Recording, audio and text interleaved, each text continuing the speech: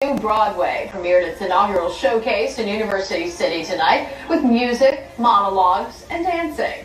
The 9-week program for African-American middle and high school girls offered training and mentoring by Philadelphia-based performing artists of color. Dancing, learning about teamwork, leadership, working together, being a team, building this community. That's what musical theater is, so that's what we're introducing our girls to do.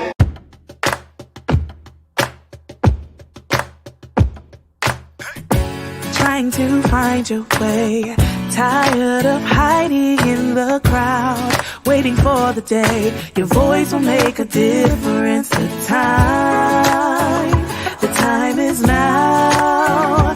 No better moment to take a stand and take a bow. This is for my girls, unique and awesome girls, smart and powerful girls, fearless and strong girls. This is for my girls, unique and awesome girls, smart and powerful girls, fearless and strong girls. Where you are isn't where you'll be. Your destiny is waiting. Stand in your light and shine, shine, shine, shine.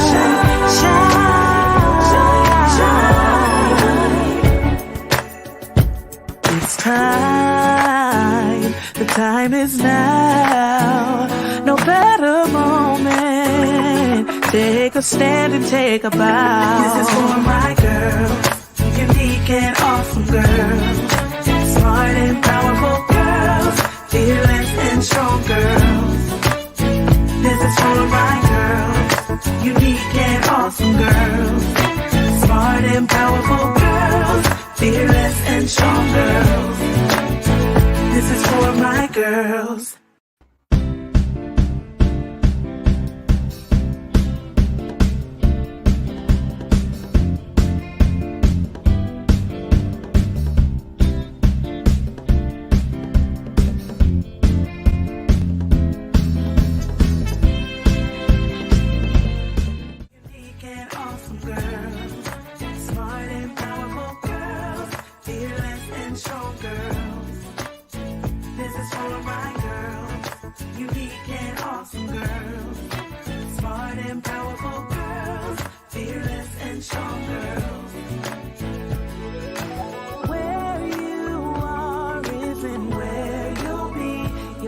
Destiny is waiting. Stand in your light and shine, shine, shine, shine.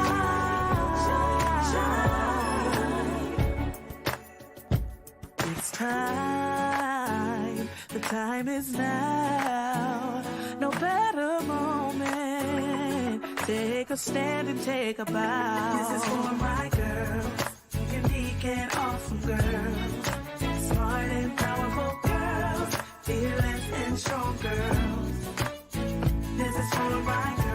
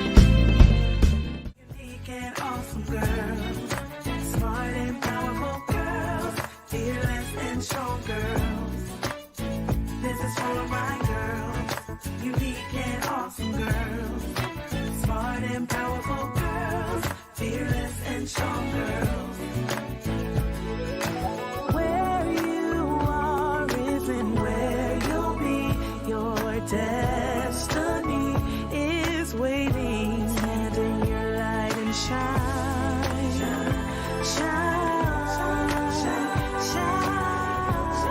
shine. It's time, the time is now. Take a stand and take a bow. This is for my girls, unique and awesome girls, smart and powerful girls, fearless and strong girls. This is for my girls.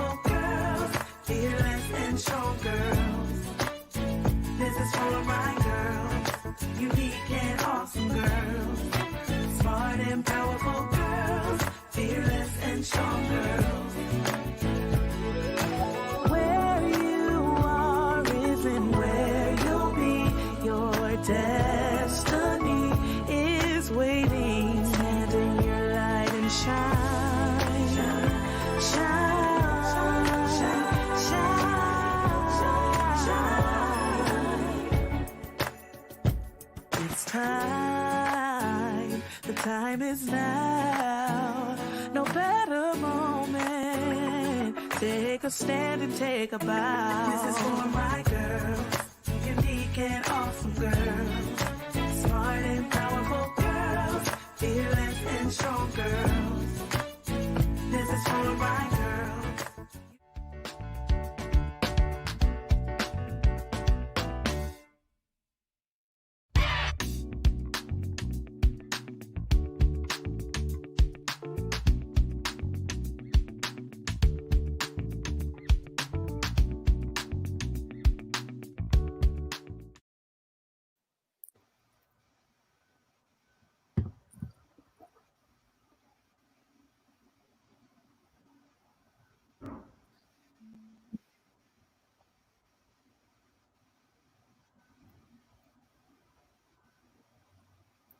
All right. Hi, ladies.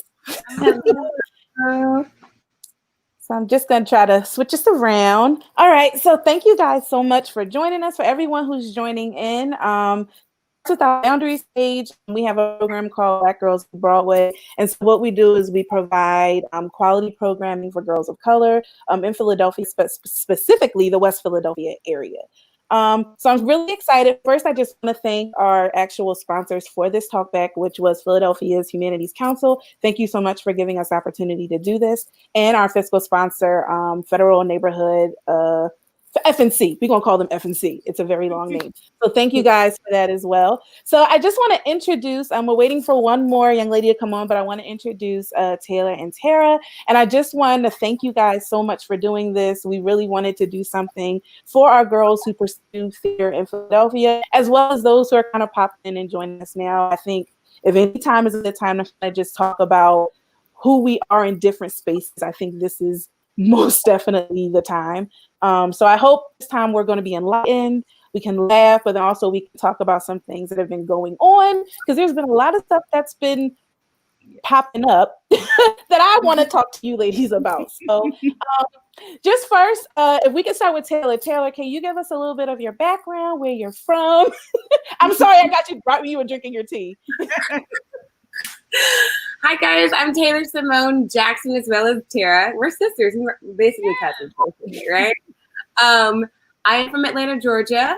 In my bio, I don't know if you guys have read it, but I started doing this thing called art at the age of 3. Hi, Camille. Hi, Camille. Hi. I am now based in New York City and have been doing musical theater since high school. And now I'm in the musical that is on Broadway, coming back to Broadway, hopefully very soon, called Ain't Too Proud. Nice. Tara, you can go. Sure. Hi, guys. My name is Tara Jackson, and I am a performer from Calgary, Alberta, Canada, which is on the west side of Canada. And I've been doing musical theater for 7 years now. I'm a bit of a late bloomer to theater. But yeah, born and raised in Calgary, been singing my whole life. Got into theater a little bit late, but it's my new love and passion. It's never too late. Exactly. Never. Introduce yourself. Yeah, hi everyone. I'm Camille Upshaw, and I'm originally from Washington, D.C. I went to performing arts high school, middle school, college, just been doing this thing for a very long time. I did my Broadway debut in Hamilton. I was in the original cast of Mean Girls, toured recently with Hugh Jackman, and now on a cute summer break. So here we are. Oh, nice. Wait, the Hugh Jackman, was that for Greatest Showman or something like it? It was The Man, the Music, the Show, and it was basically some of Greatest Showman and then some of his other things that he's done. So yeah. Oh, nice. We in Philadelphia, Yeah. so that's why I just was saying that we will sing a song crazy. I love it. So what I wanted to do first was I wanted to do something called just a rapid fire to kind of just start it off nice and light and fluffy. So I wanted to just ask a couple of questions, and then whatever comes to your mind, you just kind of answer as quickly as possible. We'll start with Taylor, then we'll go to Tara, and then we'll go to Camille and just kind of work in that circle. So the first thing is your favorite song you like to perform to on stage. I would probably say the finale in my show, just because everyone is on stage, the musicians are on stage, all the cast is on stage, and we're all jamming out and having fun. Oh, nice. Yeah. Ooh, that's a hard question. Off the top of my head, it would be the opening from The Color Purple. Color Purple is dope. Mm. Color Purple. Oh, this is hard. This is a hard one for me. If I had to pick one, I would say the most recent would have been This Is Me on the tour with Hugh Jackman, because everybody loves that song, but it also just shares a really amazing message, and it just felt so freeing and so alive to be on stage dancing to that. So yeah. Oh, nice. Okay. The next one, most embarrassing audition. Oh. I auditioned for Lion King a couple of years back, and probably didn't do the right thing. Ooh, and most embarrassing. Belting my 32 bar. At the end, I had to leave, and I accidentally passed. Yeah, that's embarrassing. That's definitely embarrassing. Oh my god. You, Tara? I don't get embarrassed really easily. I'm trying to think. I mean, I guess it's probably like forgetting the words in a monologue, or probably that would be the most embarrassing. But even that, I don't consider it embarrassing. But I guess it's just like Awkward. sorry. Yeah. Yeah, it's awkward. Yeah. Camille, you? Oh, did Camille freeze? Did we lose her? Oh, I think she might have frozen. Hopefully I was like, she's really still, but she froze. Hopefully I'll bop her off, and then hopefully she'll bop back in, and I'll be able to kind of move her along. Technology, we love it, and we hate I know, but it gets really weird really quick. All right, next question. Coolest celebrity, actor, or actress you have met?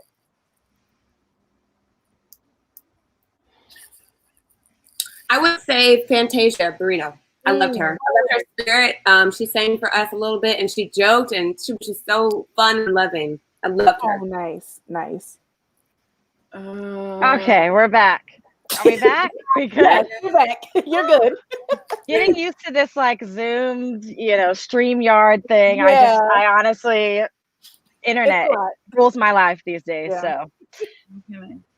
Nina, did you say favorite or just somebody you've met?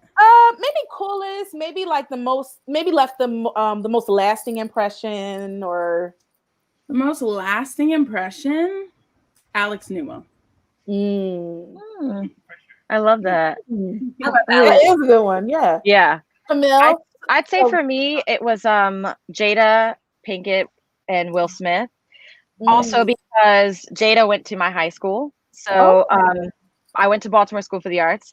So that was really special to me. And they're also Black and amazing and very powerful couple. So. That's kind of always a nice little perk. Oh, that's awesome. Oh, Camille, you froze like this when we were doing this question, but I wanted to ask you your most embarrassing audition. Oh, most embarrassing audition. Honestly, I'm trying to think. I got into singing late. And so when entering into auditioning for musical theater, initially I had like a big fear of singing in front of people.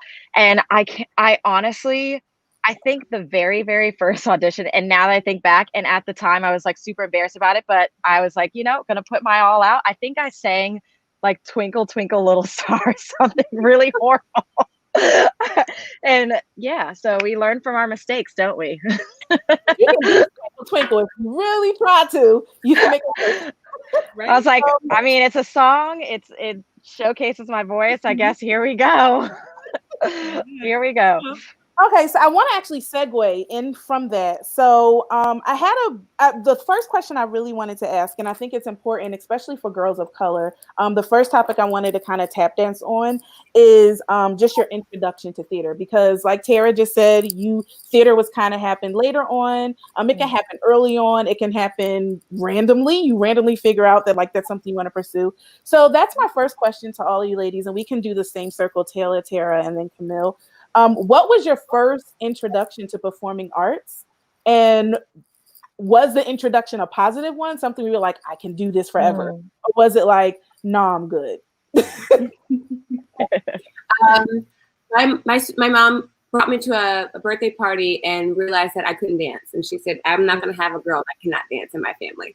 So she got me immediately in dance lessons at Spelman College, and that community in itself, I think I was about five years old.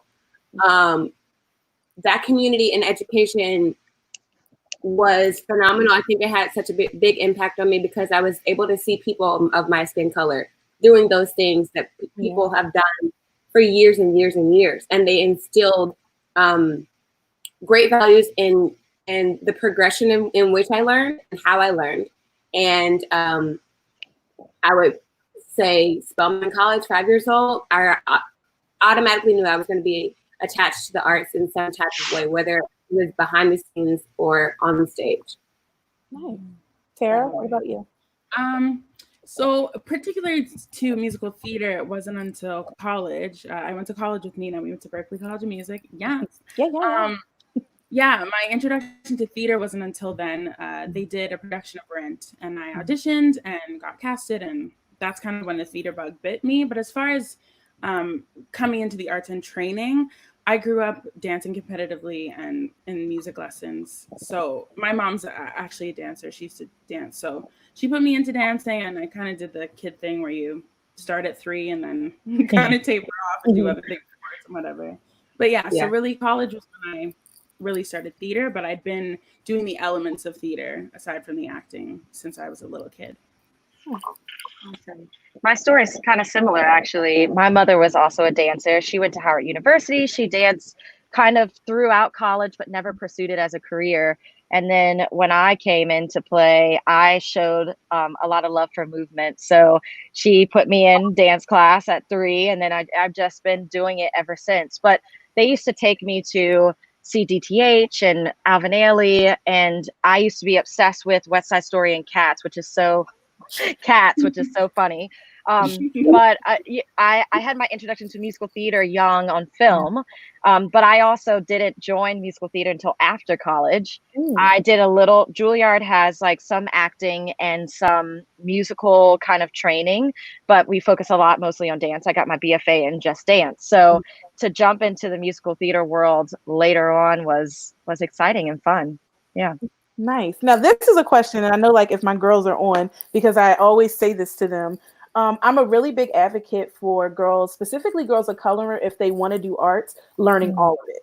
I think there's such an advantage to being able to do not only just being dancing, but singing and acting. Can you guys kind of talk on the importance of getting all those three disciplines and what that means as far as you want to pursue it, even in college? You have to audition. A lot of programs now, like you have to have like almost like a whole like resume before you audition for programs for college. So can you guys kind of talk on that and the importance of training and what that meant for you, even if it was just specifically in one different thing, but now that you're older, seeing the importance of that? Sure. I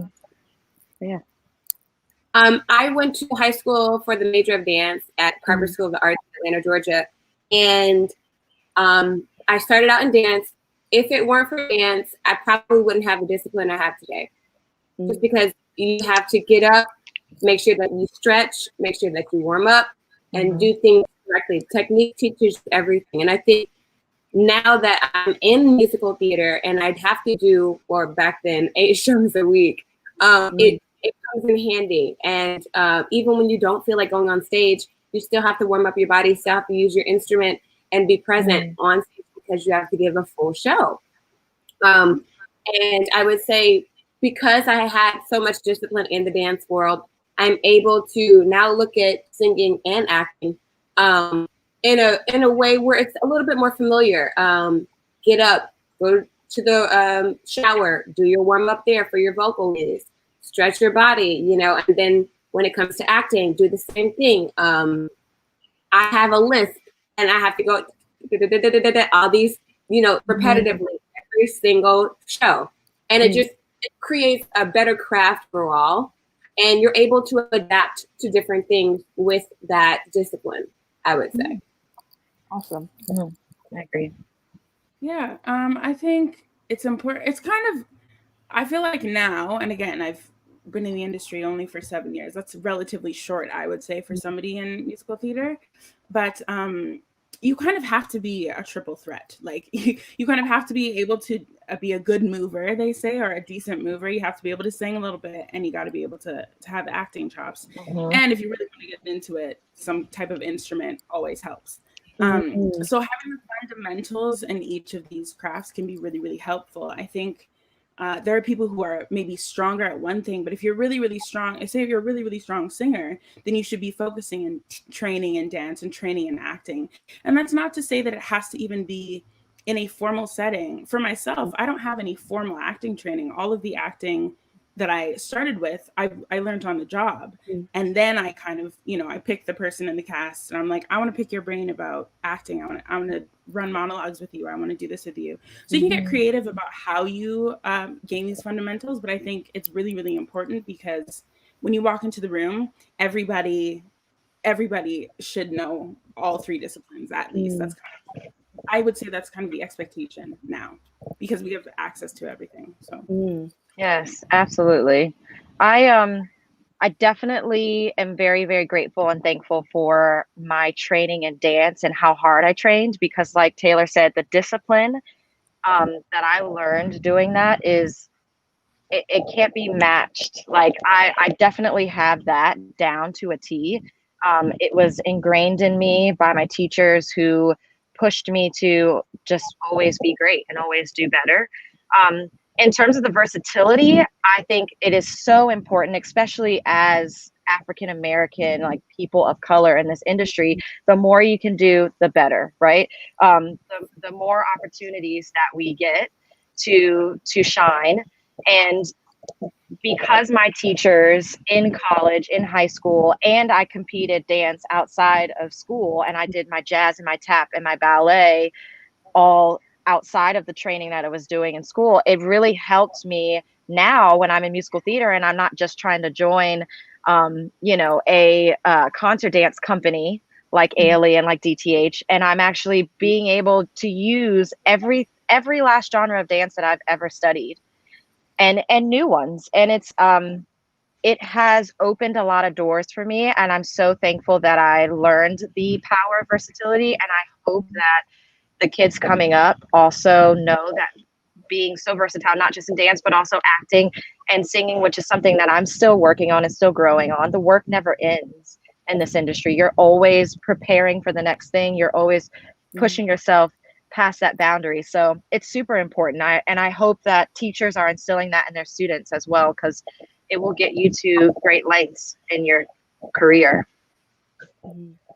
Yeah. We have a question for you, Tara. Sarah just asked, because you grew up in Canada, she was wondering, was it harder to get into arts professionally? Yeah, that's a great question. No, there are several programs here in Canada. Like I said, I grew up on more of a singer background, so I decided to go to Berkeley because I wanted to pursue like being a recording artist or something along those lines, a songwriter. And when I was there, I did kind of dip into the musical theater pond, but all of the theater I've done is regional theater in Canada. So it's very big here, and there are festivals here. So I wouldn't say that it's harder. I would just say that's a little bit different. Okay. The next question that I have, and it really pertains, this one pertains to relationships. I think, how do I say this? I think relationships are very important, and I think it's important in every dynamic. But I also noticed for me, my tribe, my women of color who are doing kind of similar, the same thing as me, which is more along the education and trying to bring quality programs to kids of color. Relationships are really important. And so I really want to talk about relationships as far as friendships, as far as connections. How important is it to maintain a professionalism? How important is it to maintain healthy relationships as far as castmates, as far as people that work behind the scenes? How important are those relationships, and do they help you as far as getting more opportunity? Relationships are important. Say that again for the people in the back. They're so important.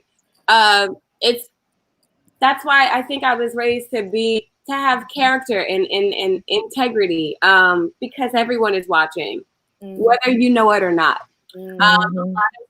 I know when I had my first professional gig at the Oregon Shakespeare Festival, we had to get vetted before we were actually under contract. So that means that they went and asked my professional teachers, administrative, anyone in my college, all the way back to high school. They're asking, is she a good fit? Is she good to work, to be around? Will she take advice or critiques or notes well? Relationships are important. I would say, especially in the Black community, if you are a good human, someone's going to say, hey, Camille, there's an audition coming up, and I know you know how to do that split to the left and come back up and pop it, and I think that you would be great for this. Or I have a friend that's in casting, and she saw your showcase last year, and she's wondering, just getting connected and using your resources.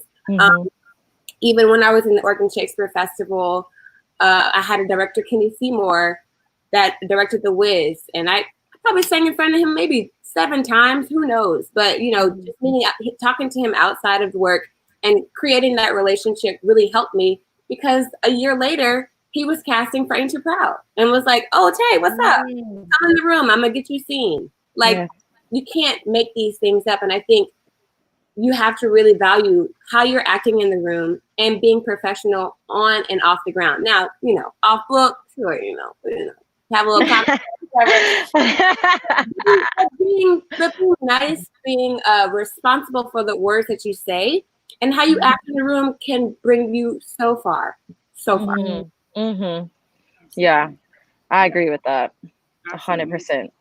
Me too. I think it's really, really important that you keep, not keep everybody in a box. I don't want to say that. What I mean to say is that you can have personal boundaries as well as have relationships and connections with people. And I always say this to myself before walking into a contract. It's like, I'm not necessarily here to make friends, but if I do, then that's an added benefit on top of doing the work and on top of doing my job and being a great artist. All that said, though, I've made some amazing friends on contracts. I've made new sisters and new brothers, and it's all good and well. And I think professionally, it's important that you keep these people on, it's important that you keep these people close to you, especially if you admire their work. If there's a director that you work with and you're really inspired by their work, I don't think there's anything wrong with you having a dialogue with this person when you're there and when you're done. I think it's important that you let people know while you're there so that you can continue to have these relationships. It's really, really important. And it's fundamental. Like Taylor said, I've gotten calls for jobs without having to audition because I've already had these connections with people. Mm-hmm. And that's kind of the whole industry, right? And your reputation really does precede you. And people, you meet people and they're like, oh, I've heard about you and I've heard nothing but great things about you. And that's all you want, right? Like, you never want anyone to say that they've heard not great things about you. Right. So, never. That speaks to how you conduct yourself in the room. Like, your work ethic has to be really strong, and you always have to be kind. Like, there's no reason to not be in a room, and you may not agree with everybody. You may not get along with everybody, but at the end of the day, your job is to bring a show to the audience regardless of what's going on. And yeah, that's what you're here to do. So Mm-hmm. Yeah, I think it's really important, like, growing up and learning that you always want to pull someone up with you when you get to whatever point, and that goes hand in hand with relationships. It's like, I worked for Camille Brown, aka she choreographed something on me, Juilliard, but now look at her. She's in the same industry that I broke into a few years ago now. And so I have that relationship. Or Darrell Graham Maltry, who's also been around in this industry that I ran into and did a piece for when I was back in college as well. I have friends in high school that are now in the same circle as me that I never thought I'd see again, but because we had such a amazing relationship in high school, it still stands now, and we can just pick up where we left off. And I mean, these two ladies said it already. It's so important to keep those relationships. And I tell kids anytime I do a Q&A that you never know who's going to be directing that play, choreographing that musical, anything, giving you a job in the 10 years from now. And it could be that one person in a show that you were rude to, or that one person that you didn't treat well in school. And then you're like, well, I guess I'm going to miss out on this opportunity because clearly I wasn't the person that I should have been, which is just good to everybody. Yeah. You and Tara said it too. It's like, I've had moments in companies where I don't necessarily agree with everybody. I don't get along with everybody, but it's not my job to do that. My job is to be there to do the job and put aside things that are should be left at the stage door and focus on what's important. And so, yeah, like relationships are, I mean, I can't tell you enough. Relationships are great, and they make your performances better too. Like when you have good people surrounding you and in your circle, and you're just feeling the love and you're feeling like you're supported, you perform better. You're a better you on all aspects. So just like keep treating people like you want to be treated, Yes. Awesome. Okay, so here's the question. We've all dealt with this, but I guess my question is, I try to also encourage my girls that you will not always get yeses. Everybody will not always think you're now. I think we've all been in positions where we may have thought we were the cat's meow, but then we realized, oh no, we're not. I guess my thing is, how have you dealt with rejection when maybe you really wanted something, and we're all creative, so I think sometimes you feel things a little bit more if it's something that you want or something that you worked hard for and you feel like you deserve, you don't get it. So how do you deal with directions? How do you deal with rejection? And how have you dealt with direction in the past? And is there any difference as you've gotten older? Oh, yeah. I can start with this one if Go ahead. Okay. I have an incredible support system. My family has been my rock. And so I'm going to start there and say that I have gotten many of no's, particularly in musical theater. When I get to the end of a final callback 20 times and don't get the job, right? And you're just like, what am I doing? My family has been so supportive to continue to push me to be like, you know what? It's going to be good. If I didn't have that part, I would not be the person I am, one, and be where I am, two. Second off, I give myself 24 hours to feel the feels, because everybody deserves to feel the feels. So I let myself be upset that I didn't get something, and not dwell on it, but just feel the feelings, and then 24 hours, move on to the next thing. Because at the end of the day, like that, there are 10 to 20 to 100 other people getting no's and pushing past that no to get a yes, right? So the more you dwell, the farther back in line you get. So I just try to feel the feels for 24 hours and then give myself a push to be like, okay, time to move on. Next thing. It's going to happen. It's going to happen if you keep doing the work. Doing the work is the most important thing. You could go to X, Y, and Z school that's super notable and, you know, have this degree in this and that. But if you don't continue to do the work after that in your professional career, you're really not going to get anywhere, and you're not going to get that yes. And getting no's are such a slap in the face. But what I've learned is that it's not always about you.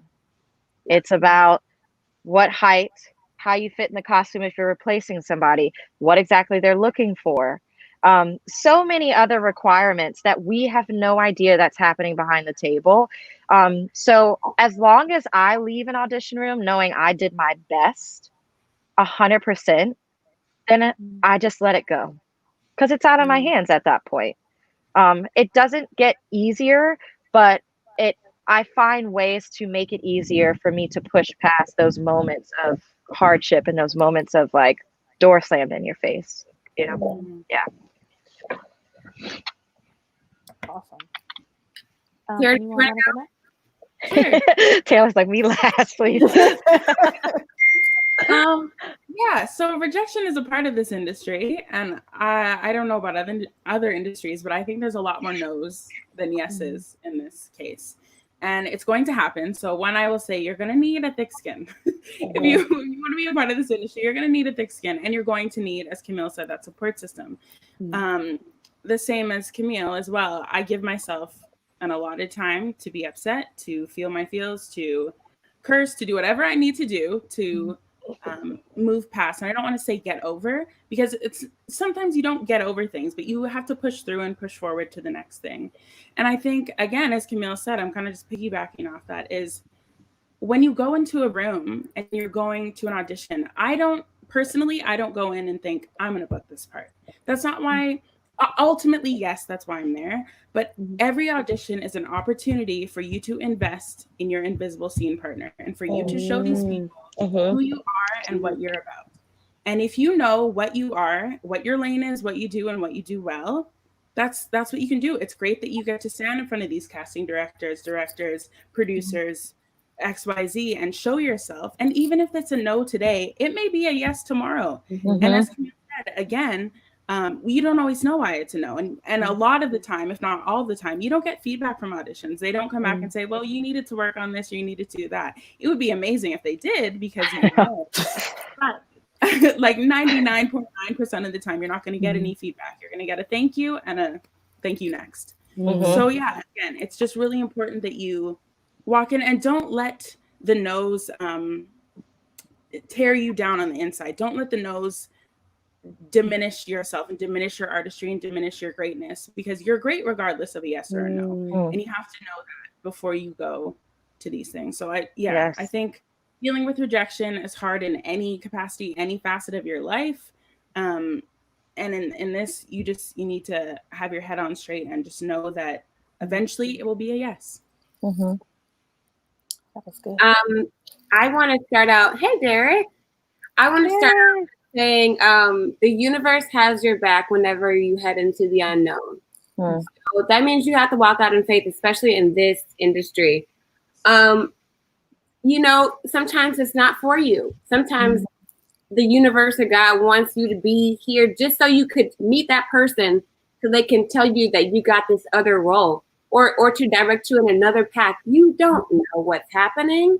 Just like you don't know what's happening behind the scenes. I mean, I think I'm used to the rejection now, but now I'm getting into a new rejection where I'm auditioning for TV and film, and that's a whole nother beast. And I take from the rejection is, what did I learn from this, and what can I do better? And sometimes it might not be what you think it is. And I think that's just stretching you. It's stretching your mind, it's stretching your body. It's also stretching you to get out of your comfort zone, you know?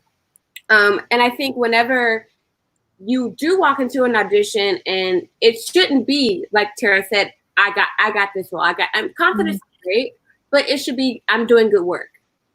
And I'm doing good work for me, and I'm doing good work for them. And they are seeing that I'm doing good work. Even if I'm not fit for this role, I'm doing good work, and they can see that I did it. I put the time in, I learned these lines, I'm off book, I'm memorized, I got the right pitch, and I kicked my behind, you know, I kicked my face with this batma, and they see that I'm working for it. And I might be booked for the next job around tomorrow, Tuesday, next week, whatever. So rejection is good, but sometimes it stretches you, and you need a little stretch. Yeah. Those was a whole lot of good words. I was writing them down. Like, Camille, you talked a lot about family support. And so the next question that I really wanted to ask was, because everyone's parents are not, like my parents were like team arts all day. Woohoo! You know what I mean? Even if they didn't understand it, most of my family is very academic where I'm the creative.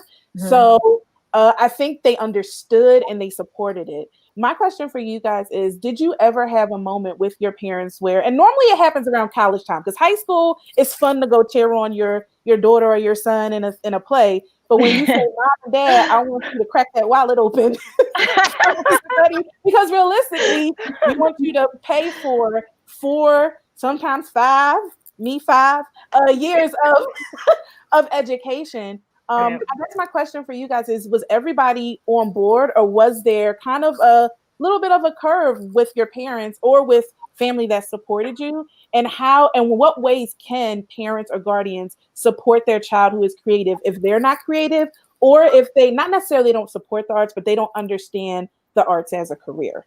I know that's like a loaded question. But. Yeah. Well, first off, I keep saying I got really lucky. I am so thankful because my parents have been 100% on board all the way.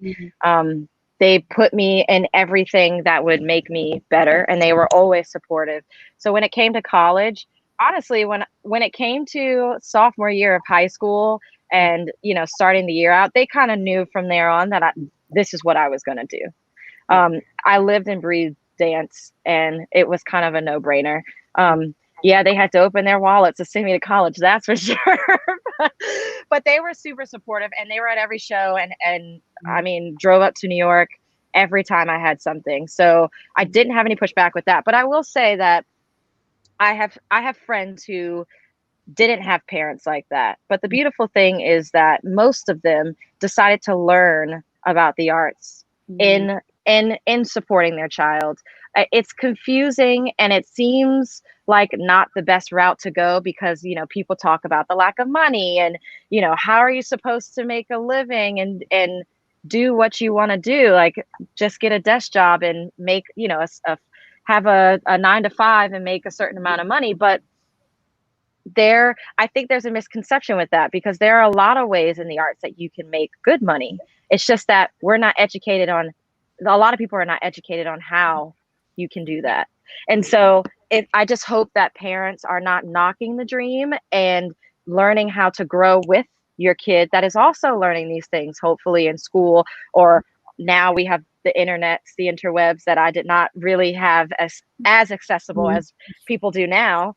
And kind of like take the journey together, because that's what's important. I've seen so many parents grow throughout their journey with their kid through the arts, because the arts can teach you so many things, not just how to dance well and how to, you know, perform well, but just like things in life too that I've learned, just to be more forgiving and more kind, and to be like persevere through some hard moments. So I don't know. I just hope that parents out there are just really aiding the dream of their kids and growing with them, especially right now. Arts is probably most effective in the climate of which we are in this world, and what we're going through. And I think it's very important. Learn, educate yourself. Yeah.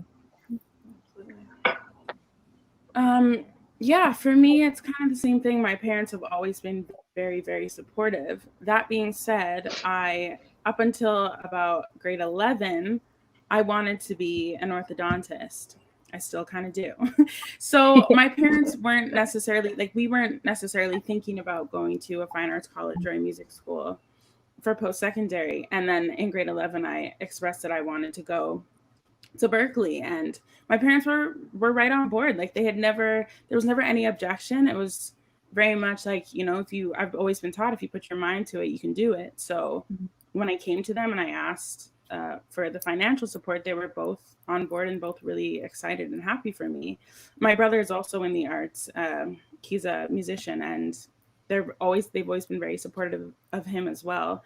So I think, yeah, it's important that the people around you, your parents, your circle, are helping to foster your dreams and helping to support you in whatever way that they can. Now, as Camille said, if you don't have that support necessarily, then yeah, I think it's important that you educate people on why you'd like to pursue this career, why you'd like to pursue a creative career versus, let's say, an academic one. Because there's value in all of it. There's value in being a doctor, just as there's value in being an artist. And if you think about something like the COVID-19 lockdown right now, what are people doing to get through it? They're watching TV and they're listening to music. Artists are supplying your COVID entertainment. So this industry is needed. It's very important.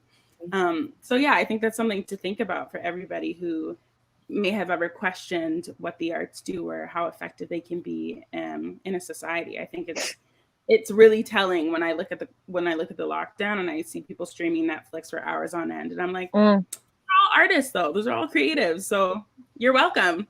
Yeah. Exactly. Just like these ladies said, I also was fortunate to have such a supportive family. My whole family are art heads, I guess I would say. So it was inevitable for me to just get into this. For those that do not have parents that are not supportive or don't know how to support because of financial reasons, I would say watch a movie with your child, or maybe attend the show that they are trying to do or be in, so that you can actually grasp why they love it so much.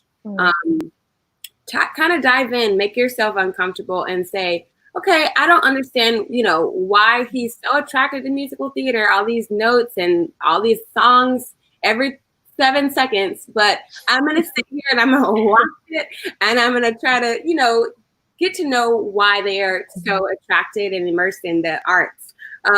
YouTube videos, like Tara said, Netflix, and also get to know your Black history, like who came before you, who started this. These are the things that are curious.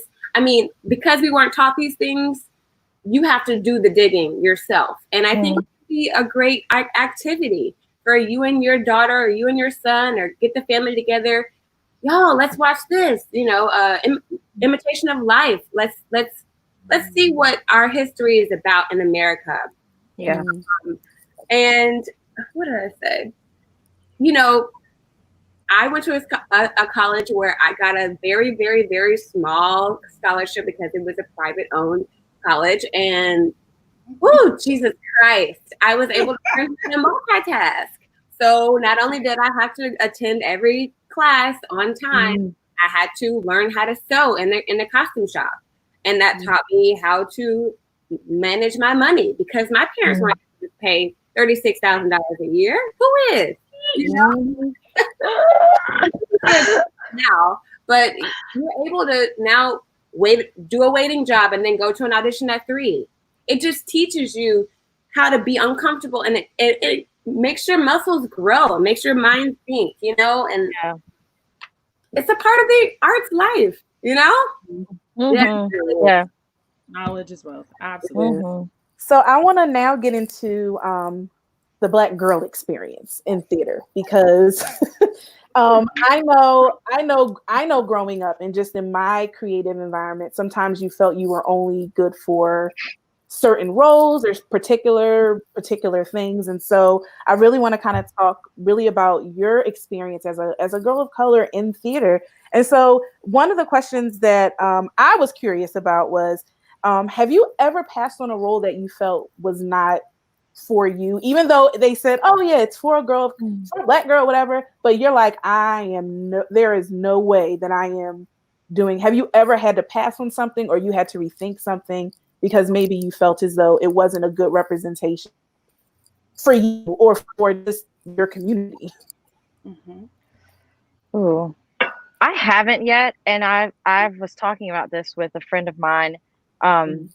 In my musical theater career, which hasn't been that long, I have been a part of a lot of shows that have a lot of Black people in it, and I feel spoke to me. So I'm waiting for that moment where and I'm actually deciding now to not audition for things that I don't feel like speak to me and who I am and my brand, which took me a minute to learn. Because we learn about getting out there and just going to every audition that we want to go to.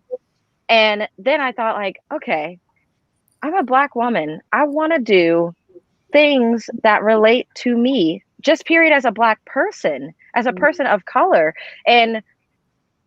or at least have a message that I agree with. And I haven't yet, but I have not auditioned for things that I've my managers will send me something and I go, I don't want to do this. I don't think this is for me. I don't think this is something that I would even be interested in. Let's pass on it. But I think it's most important to also learn to do that, which is not audition for things because you also don't want to waste the people's time behind the table if you're not invested. If you're not invested, don't even step into the room. Because at that point, even if you get the job, you may turn it down, and then it's just like, oh, that was a waste of time. So it's being smart about what we audition for, and also being smart about, if you get a role, if it's not for you, to pass it over and not just do it just because it's a job. We get stuck in that money making world where we just want to make money, and it's a hard lesson to learn and working in this industry, because their parts for colored people are limited too as well. So you don't want to pass up an opportunity, but at the same time, you don't want to do something just because either. Right. Yeah. I was actually just having this conversation yesterday with a few friends about, especially, so this is where I can speak to the theater scene in Canada and where it may differ from America, is there are even less Black people here. There are even less people of color in the industry, which means there are even less parts. So it's a lot of the shows that are produced here there are a lot of fully white cast, a lot of cast without any people of color on the creative team on any side. So when these roles do come up, it's like everybody is jumping onto them. I personally don't want to take work away from another person. They've done West Side Story here. I can't tell you how many times. And there are no Puerto Ricans, none. So they will get Asian people to play, they will get Black people, they will get, and again, that's a whole other conversation about how you identify and what have you. I don't think I would ever personally feel comfortable to do that. But there are dancers who are like, well, this is a dance show and I want to do the dance show, which I can understand that argument as well. So anyway, to get back to your question, personally, there's only been 1 or 2 times that I've had to say no, and that's just because I didn't feel that it was right to take away from an actor of a particular background. And I'm very vocal with my agents. I'm very vocal about what I want to do, the kind of work I want to do. So yeah, I think this is where we talk about the relationship thing. Is if you are represented by somebody, a manager, an agency, it's really important that you have that dialogue and you have that space, honest about what kind of art you want to do and what roles you are willing to go for. And especially too, on the other side of film and TV, as Taylor was saying, it's a whole different world. And there are things there that I think it's a little bit less strict as far as casting people of color and Black people. So that's, again, a whole other world to navigate about what you want to play and what you as an artist want to represent on any stage or Yeah. Absolutely. Tara, golly, yes, exactly. I think as an artist, you have to think about your legacy, and everything is out on the internet now, so there's no hiding. Yeah. You know, if you want to, you gotta think about that. I think what it all boils down to your worth, and if you think that this project is worth you being a body of, and I think that also goes along with who is directing it, who's behind the scenes. You're also representing them. There's some crazy people out here, and you just want to make sure that you are supporting the right people at the end of the day. Supporting yourself and the right people. Because if it doesn't feel good in your soul and you don't have peace about it, then that's gonna stick with you for a while. And that's all I'll say on that. Yeah. But I think it's important what you said, like, it's not just about the part in which the character you're playing, but it's also who you want to work with, like those people also represent you as well. Cause now you're learning choreography or under direction of somebody.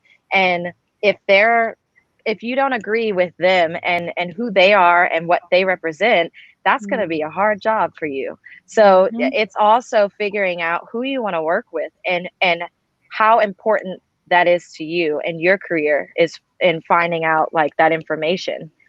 Absolutely. Yeah.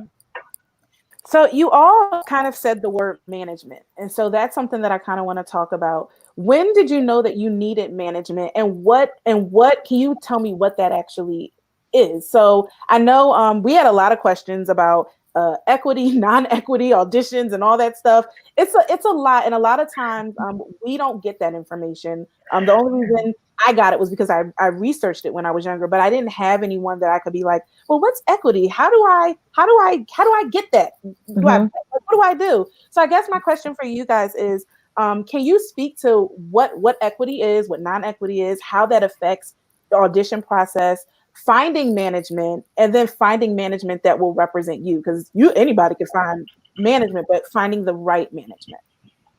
Ooh, that's a tough one. I got management while I was still in college, but I didn't utilize them until really after college because I was just too busy with just school, just too busy with school. But I started out with an agency, Clear Talent Agency, and they were wonderful to me. And in the growth of getting into musical theater, they definitely helped kind of push me in the right direction. I got that representation from a relationship with someone else, with a friend of mine who recommended me to this agency. We're going back into relationships. So I had my friend do that, and I got that representation, which is wonderful. And I did it before I knew I was getting into musical theater. So I didn't really have that moment where I was like, oh, this is the moment I need to get representation. Actors equity, basically non-ec is when, actually someone else explain this because I think I have an idea of what it is, but I feel like you guys will be able to explain that better. That was the biggest question, that's why I asked you. Everyone can get the information. Because I actually I got into actors equity through AGMA because I did a opera at the Metropolitan Opera before I did musical theater, and they had just joined with equity.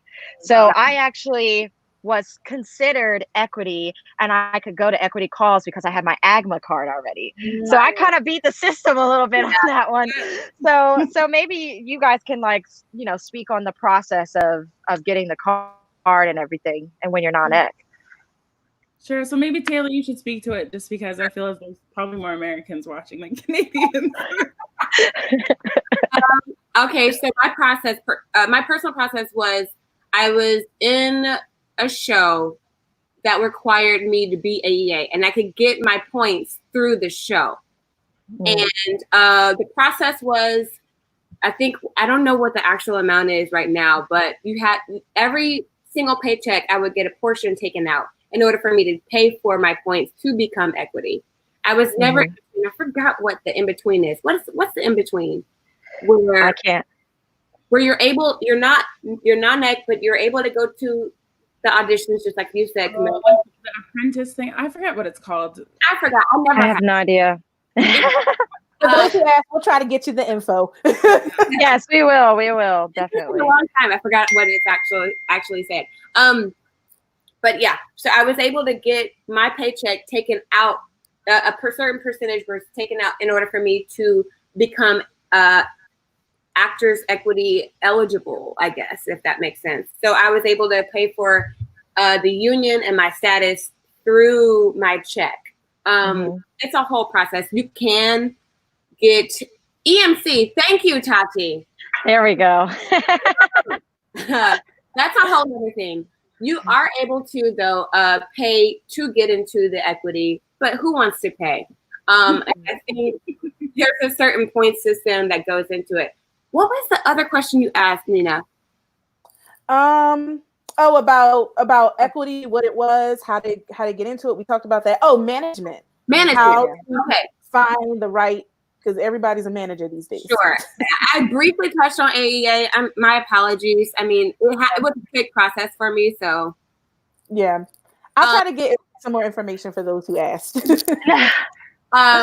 Management. I didn't start getting a manager or at least an agent until October of last year. So I did everything on my own.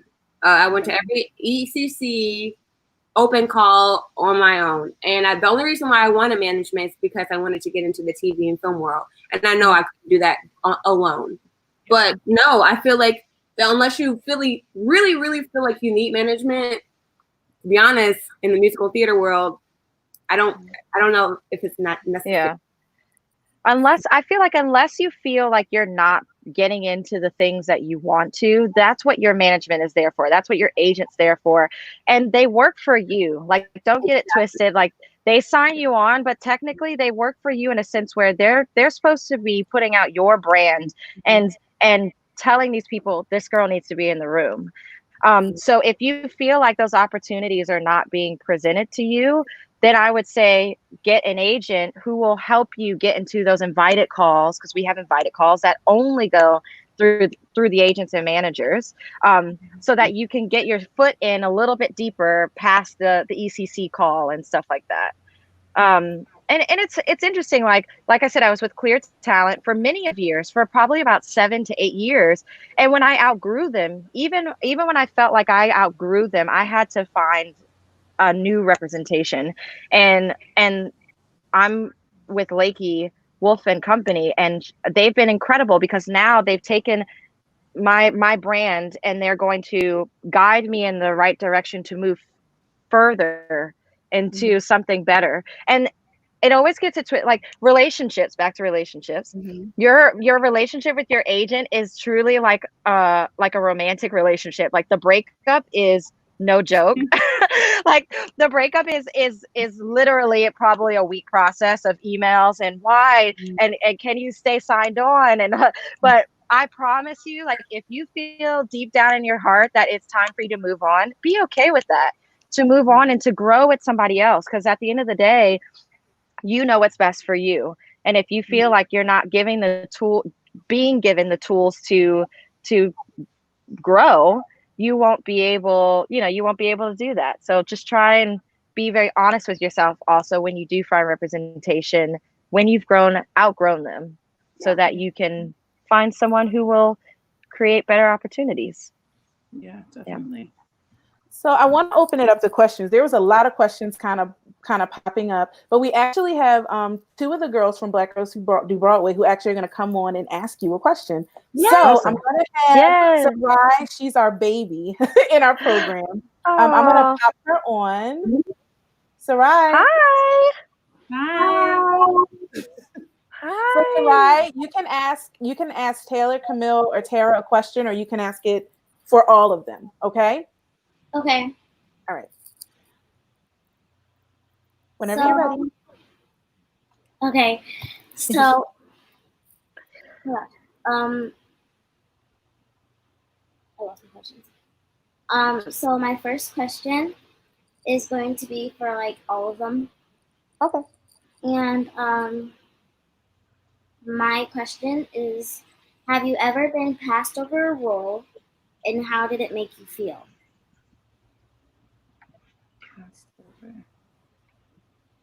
So by that, do you mean somebody else was in the role and then they passed it to you, or do you mean that they didn't choose you? No, I mean by like they choose you to do that. Mm-hmm. Okay. Could you say the question one more time for us?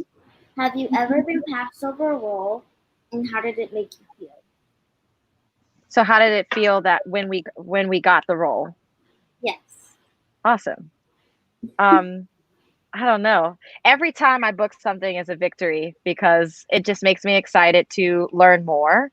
I I have a lot of joy when I book something, and especially if it means a lot to me. So yeah, I'm always ready to put the work in, and yeah, join whatever company and whatever role I get to play.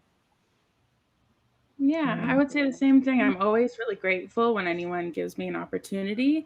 I'm also really like proud of myself when I book something because it's another accomplishment for me.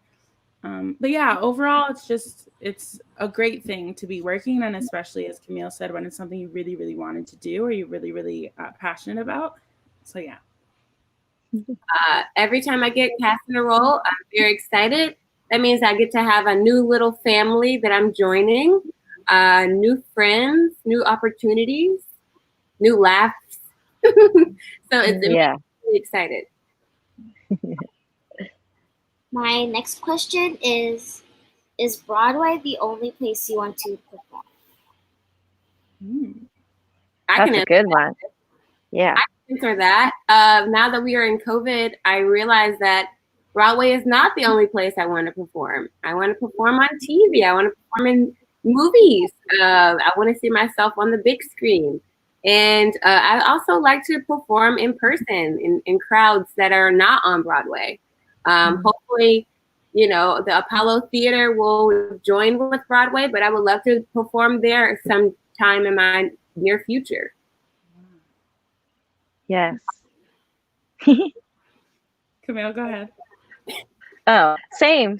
I think, given the circumstances, we've all kind of taken a step back to realize like our dreams are bigger than Broadway. And so just like Taylor, like TV and film, anywhere that it's going to be received, anywhere, if it's for a group of kids, hey, let's do it. I'm for it. So yeah, anywhere. Yeah, and I'll say the same thing. Also, having not made my Broadway debut yet, I can definitely say that that's not the only place I want to perform because I've had many beautiful experiences on regional theater stages in my own house for my own people. So I think yes, if people are able to receive it, that's where I want to perform. Okay. Thank you so much, Sarai. We have someone else that just jumped, another student that just dropped in. So thank you, Sarai, so much. Bye. Bye. Okay, so next we have Jamie. I'm gonna add her on. Hi, Jamie. Hi, Jamie. Hi. So this was her first year in Black Girls Do Broadway, and it got cut short. So yeah, so hopefully she'll be back with us when we wind up. Jamie, you can ask a question. Sure. Can you hear? Yeah. Oh, okay.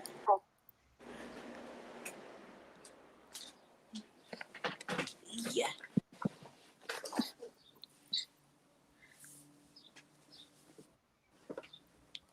Can you hear me? Yeah, we can hear you. I really like going to Black Girls Through Broadway. It's really fun, and Miss Nina helps us out. She really helped me get in touch with more girls my age, and it was really fun. So do you have a question? She helped me out with a question for one of them, like maybe something that like Jamie's very shy, if you've kind of picked up on that. So maybe do you have a question about maybe overcoming shyness or anything like that? Yeah, I wanted to ask, how did you get out of your shy place when you first met like your other teammates if you were in a dance group? If you were in a program like Black Girls Do Broadway. I get shy all the time. One thing that helps me is to sometimes I like to jumping jacks before I go into a room, or I'll go into a bathroom stall and just scream it out before I'm introduced to something that is terrifying, like meeting new people or maybe going to an audition. But the best advice that was given to me before I made my Broadway debut was just to breathe. You are in control of your breath, and if you have to inhale 4 counts and exhale 4 counts, if that's the only thing that you can do, then that's the only thing that you can do, right? Yeah. Yeah. I think the more that you do it, the more that you are in these new situations where you're having to meet new people your age and be in groups with them, I think the more that you do it, it's kind of like a muscle. So when you practice it, it gets easier. So the more you're open to meeting new people and open to, whatever that is for you in the moment. If you are really shy, but you still put yourself in a situation where you're open to meeting new people, then I think that's great too. I think you just have to practice it. Yes. And my trick of the trade is I always remember that everyone else is probably nervous too and shy. And so just know you're not alone in that. And then just relax and be yourself. Because at the end of the day, like people are gonna love you for you. Mm-hmm. Thank you so much, Jamie, for that question. I think that's a big question. Thank you so much, Jamie. Thanks, Jamie. I love Bye, your Jamie. walls. I know, Yes. her walls are amazing. I'm like, oh, those are nice pink walls. All right, ladies. So we're wrapping up on our time, but there's a question. There's another question I really wanted to ask you guys because we do have a lot of young girls who do Black Girls Do Broadway, and so something that actually my older sister proposed to me was, what was something about your younger self that maybe you didn't appreciate when you were younger that now that you're older, you're like, I was a pretty dope kid. Like, because when you're younger and you have little quirks or little things about yourself that like I'm gonna be honest, when I read your bio, Tara, and it says you did Anna Green Gables, so most people don't know, and most Black girls are not down for Anna Green Gables, but I am like the ultimate Anna Green Gables fan. And honestly, most Black girls don't know about Anna Green Gables. So my starting conversation as a child was, hey, did you see the Anna Green Gables, or did you watch I had the whole like $78 book. Like my parents got me the book. Wow. So I was like, I was legit. I am legit. Like I'm a hardcore Anna Green Gables fan.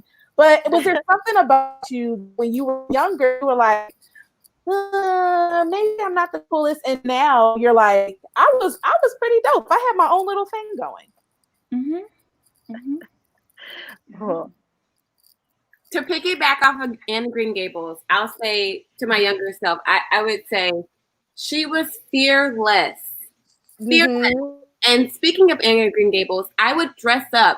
Whenever we had to do a book report in 3rd grade, I would dress up as the thing that I was doing. So whether it was a rabbit, or I remember getting my mom to put pigtails in, put the freckles. Yes. I was Anna Green Gables for my presentation. I love that.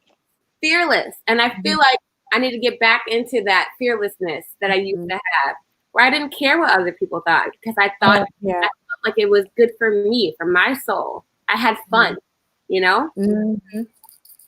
That's the thing. Have fun. We forget that. Like, I feel like in learning and educating ourselves and entering into these schools that break you down and make you think about little things that you didn't think about before, I find myself losing my creativity. I used to dance around the house and create dances and plays and like all kinds of things to entertain myself. And as goofy and as like, I don't know, nerdy as that may be, I wish I had those qualities more now, because I feel like it would make me a better artist and a different and a more alive human being. I'm just so broken down from analyzing so much, that I've lost that special little spark a little bit in me that's probably going to take me to the next level. So I am, like Taylor said, learning how to be more fearless again, and trying to like tap into that more, even if it makes me really uncomfortable. Just trying to find that, because I think that's really important and so beautiful, and I miss it. I really miss it. Yeah, I think for me, I've always had a wild imagination. I've always been a bit of a weirdo and like a bit of a nerd when it comes to like video games and reading and stuff like that. And then two, just speaking to my own experience growing up in Canada, in Calgary in particular, it's predominantly white. So I was one of maybe two, if my brother was in the school, Black kids and kids of color, period. So I think just owning that and knowing that I was different from young made me have a voice and made me had a different point of view on things, a different perspective. So yeah, I think just keeping knowing that you are unique and that you are different, like taking that from your childhood and keeping the childlike wonder, not necessarily the naivete or the greenness of being a child, but just keeping that sense of wonder and hope and optimism alive is really, really important. Nice. Yes. Nice. So the last topic or question, it's a couple questions that I have is right now we're in a very sensitive time. I think I shared with you guys via text, like I'm in West Philadelphia, and a lot of the looting and stuff that kind of happened was in my immediate area. And honestly, the one thing that got me through was music, was being able to kind of just have a creative space. I guess my question for you guys is for youth, because they're not with their friends right now, and theater is and arts in general is a very much a person to person. We can do virtual classes all day, but there's something about being in the same space, getting that energy from other people. How are you guys able to keep that creativity going, being in spaces that maybe are not like saturated with creative people? How are you able to keep that going? And what is some advice that you have for some of our youth and our teens that are just trying to find that creative space? Because realistically, when you're creative, that's your family. And so sometimes when you're not around them, that can be a really hard season. So can you guys give any advice to that, how you guys are handling it? And then also how can other youth handle dealing with that right now during this season that we're in with everything? I think it's important to give yourself grace and to give yourself space right now. I've had plenty of days where I'm not able to be creative. I'm not able, I haven't felt like singing, I haven't felt like making anything, I haven't felt like dancing, because there's a lot going on right now. And I know that I feel it here in Canada as a Black person, so I can't even imagine how it's amplified actually being in the middle of it. And that, I think it's important that you're sensitive to yourself and to your needs, and that you really don't beat yourself up for not being creative right now. It's really, really hard, especially because, as you know, one of the best things about being a kid and being in a program like Black Girls Do Broadway is that you get to come together and see your friends and make art together. And since we don't have that right now, you have to get creative about how you do that. So whether that's you call up your friends, if you have access to a computer, if you call up your friends on video chat and you guys talk about kind of your favorite things you're listening to right now, maybe singing with each other, just getting creative in how you let that out. And also, don't be ashamed if you're not feeling that way. If you're not feeling like you want to do any of that stuff too, that's okay too. Eventually, whenever we come out of this COVID, which let's hope it's soon. Yes. But we get back to it. Can you imagine the first time you walk into a Black Girls class after this, or the first time you get to go back on stage, or the first time you get to sing in front of people again? It's going to be amazing. So I think too, keeping that in mind, that maybe today you're not feeling like you want to do it, but there's always tomorrow and there's always the day after that. So just keep in mind that there's different ways to be creative, and eventually we'll get to come back to what we know. I'm finding it really hard to be creative as well. I actually haven't danced very much in the past 2 weeks. And I'm okay with that. I'm absolutely okay with that. I've also just I've been the most relaxed I've ever been. And I work a lot, but I'm giving myself a moment to breathe and a moment to not have to feel like I have to be doing something 24/7. I'm actually getting a moment to focus on my body and my mental health and what that is for me. I've been exercising a lot, which is great. I've been getting out a lot of aggression and feelings through spin class. But but it as a kid, I'm sure it's hard, but I just want to remind you guys that it's not permanent. And I hope that you guys find a way to, because we have Zoom. I can't even I think back to when I was a kid and we didn't even have like I didn't even really, we didn't have laptops. We didn't have anything. Like I got dial-up internet probably in middle school, maybe high school. Like so we I am here to tell you this is not the worst. and that take the time to call your friends and create something. That's kind of the only way we're going to do it right now, but just know it's not permanent, and we will get back to being in class and performing on stage and all those things. But like Tara said, give yourself a little bit of a break and relax. And you'll come out. I can't imagine the moment I hit the stage, like the way I'm about to be 120% on that stage. Like I'm gonna have so much energy. There's gonna be people just singing like they have, they had a full 20-year break. Okay, like it's gonna be amazing though, because people are gonna come back healthy. Mind, body, and spirit, and that's what's important. So kiddies, I hope that just take a moment to have fun first and foremost, and if you feel creative, FaceTime your friend. If you have Zoom your friend, text your friend, kind of try and get creative that way, and then we'll be back in the studio soon. Absolutely. Like these ladies said, a break. When in life do you get a chance to have to sit down? Never. And so you want to just take advantage of this opportunity now. Things that you probably might have wanted to practice, you have the time. You can do it now. You know what I mean? You can set up a schedule, or even if you don't want to, take that break so that your mind, body, soul, spirit are aligned, and that you can do whatever you need to do when it's time to do. I mean, the year is not over yet, so know that. And with great preparation is the key to success. So if you are preparing now, you don't have to get ready when the opportunity presents itself. I know my best friend used to make music videos. And she actually did. She did one 2 months ago. And I'm like, how? Like, what? That's a creative outlet. You know what I mean? Instead of TikTok, and you can make your own thing. And it can be trendy. And people can, hop on to the new trend that you've created. You never know. I have this new space that I'm living in. I have spray painted. I have DIY'd so many things. And I'm like, I have the time to do this. And it costs $5. You know what I mean? Even if you don't necessarily kick your leg or sing out loud, you can totally, get some paint and ask your mom or your dad to drive you down to Home Depot, come back.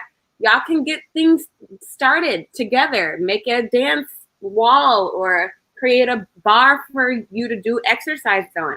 Anything. Just think outside the box with your parents. As a parent, if you want to do extracurricular, I'm sure parents won't mind because they're in the house with you all the time. They're like anything to get them, for an hour. To get them busy for 10 minutes is a good thing. So, ladies, I want to thank you guys so much. I think this was such a great conversation, and I think it gave people a really nice. We were able to see people on stage that we want to see. Like, I'm like, dang, I wanted to see Ain't Too Proud for my birthday, but So I'm like, but it's okay because y'all be back soon, and I'm gonna be back. Yes, I just want to thank you guys so much for your time. Thank you for the ladies that asked the questions, and hopefully we can have more dialogue like this. I think it's so important, and it's so needed. So I'm just gonna look over here. Do we have any more? We have time for one more question, and then we have to end. I'm trying to see if any. Oh wow, a lot of them just popped up. Hold on. Let's see. I don't see any that. I think we actually answered a good amount of them. Yeah, I think that's it. So I'll just say thank you guys. Thank you so much. You guys can rewatch this on Facebook or on our YouTube, which is Arts Without Boundaries. And you ladies be safe. Have a great day. Have a great week on purpose. I always say that to people, like be intentional about just having a great rest of your week. And bye. Thank you. Thank you so much. Have a good day. Bye.